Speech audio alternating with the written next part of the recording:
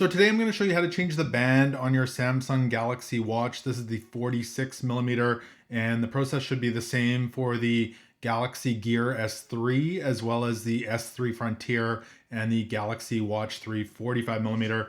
I picked this band up off of Amazon, and I'll put a link below to some bands on Amazon. You can check them out. It's really quite easy to change.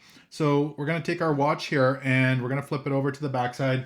I like to use just a butter knife, or you could use a screwdriver. You're going to see there's a tiny little knob right there and right there on the band, and that's actually a switch. So we're going to take our butter knife and just slide that back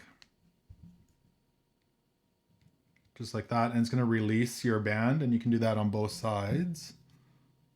This one goes the other way just like that. It's going to release it off just like that, and now you're just left with the watch head. So let's put on the other band here. Make sure you're putting this on the correct side so the long one doesn't go on the top. It goes here on the bottom. And we're going to line up that first hole into there.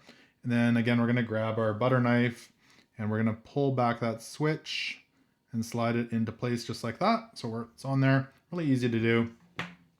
And we'll do the same thing with this side as well. Just line up the first side.